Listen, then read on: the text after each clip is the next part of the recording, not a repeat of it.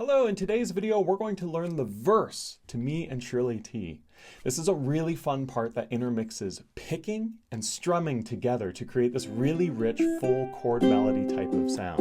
It's a lot of fun to play. This was one of the first songs I actually learned on ukulele, and it's still one of my favorites to play to this day. For a full playthrough of it, you can check out the end of the video. If you'd like to learn the intro, that's also linked down below. But let's go ahead and dive into this next part. Should look something like this with the camera coming down. If you'd like to download a copy of this tab that's shown on screen, it's available for free right over here, so be sure to download it as we follow along. So let's go ahead and start with this verse. We're going to start by playing open on the C string, and we're going to do this with thumb picking. So our thumb is going to pluck the open C. And then I'm going to play the second fret on the C string using my index finger here with my fretting hand, open on the E string, and then 3 on the E string with my middle finger here. And all of that was played with the thumb on the playing hand. Now once I've done that, I then switch to a strumming technique, which is what this little symbol is on the tab. The little 3/4 square means a down strum. So what I do is I take my ring finger and I place it here on the 3rd fret of the A string, and I do a down strum using my index finger to go across the strings over this, which I call the sweet spot of the ukulele, which is where the fretboard meets the body. If strumming's a new concept to you, I've got a full breakdown on strumming techniques on the ukulele, including a full course that breaks down all of this stuff. Check it out over here.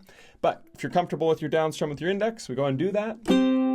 Before then doing another down strum, and then an up strum. You see the little V, that means up. So we're going to come up now. And then we're going to do another down strum, but you see how it's all X'd out? That means to do a chunk. Now a chunk is one of my favorite techniques. It sounds like this.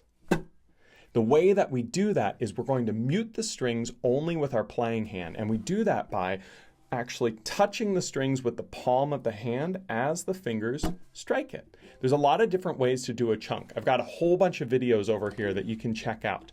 I like to use the back of the palm and use the fingers to kind of pop across the strings, but you can use more of the thumb instead if that's easier for you. There's a lot of right ways to do this technique. But after we've done that chunk, we're then going to come up, still on that same chord. And then you'll notice there's a down marker written here, but there's nothing to strum. And the reason is because we're going to miss the strings going down so that we can then come on an up strum on the chord. It's really important to get comfortable missing the strings because that's what keeps the groove going as you're working on it. Then we're going to do another down strum. So that creates our opportunity to play measures 3 and 4, which gives you the sort of vibe and an essence of this verse part. And it sounds something like this when you play it all the way through.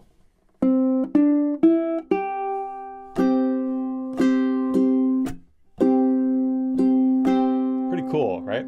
Going on to measures 5 and 6, it's actually exactly the same thing, but a little bit different. And what I mean by this is we're going to use our thumb, play the open on the C again, the 2 on the C, open on the E, and this time open on the A. So that's a little different. And then we're going to play an A minor chord by taking our index, just placing it here on the 2nd fret of the G string. And we're going to go with our same pattern that we just did on this new chord. That's going to be down, down, up, chunk, up, miss, up, down.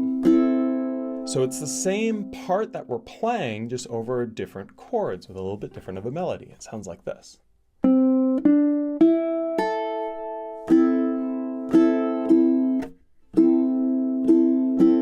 when we put the two together, it looks and sounds something like this.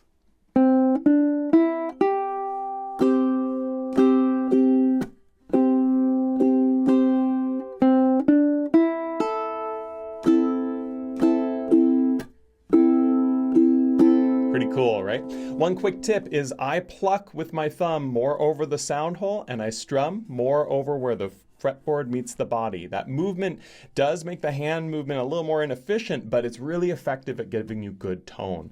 If this thumb picking technique, which is called the rest stroke, is new to you, I've got a video right over here that you can check out.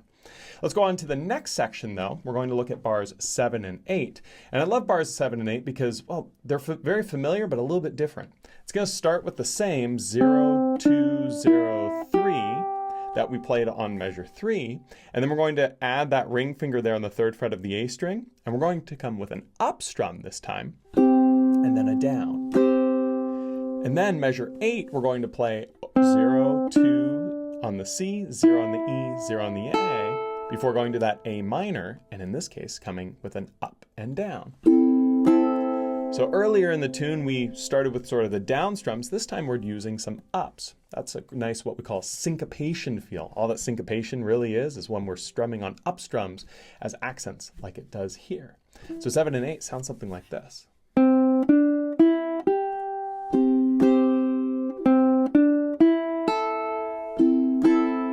Now, as we go on to measures 9 and 10, we're going to do the same sort of riff, but over a new chord this time. So we're going to play open on the C, 2 on the C, open on the E, and then this time we're going to play 2 on the A. Use your index finger on your playing hand to fret that, and then use your ring finger to add the 4th fret of the C string, and we're going to come up and then down on that chord.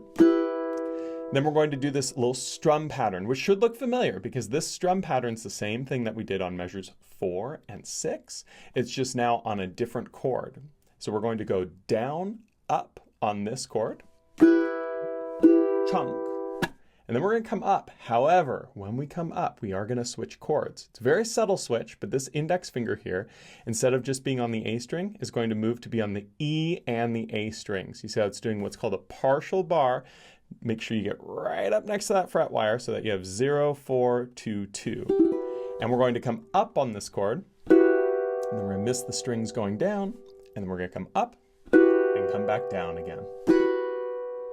And so that makes measures 9 and 10 sound something like this.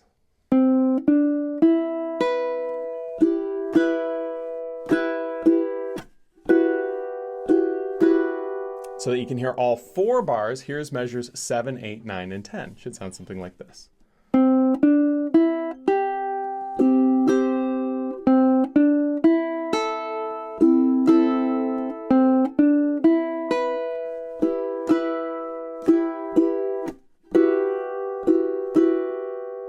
And so that you can hear it, here's the entire verse. This is going to be our measures 3 through 10. Should sound something like this.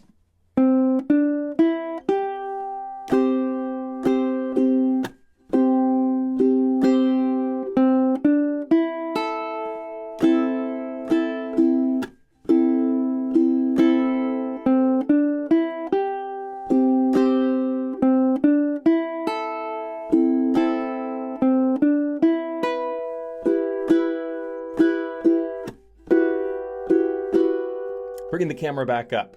So this is our first foray into using picking and strumming together with this tune. It's a lot of fun, but it takes some practice. So make sure you're practicing it nice and slow, getting those transitions really comfortable, and then you can gradually speed up. Stay tuned for the next section where we're going to be incorporating more strumming, more syncopation, and having a great time with it. Subscribe to the channel to see that next part. I'll look forward to seeing you then. Thanks so much.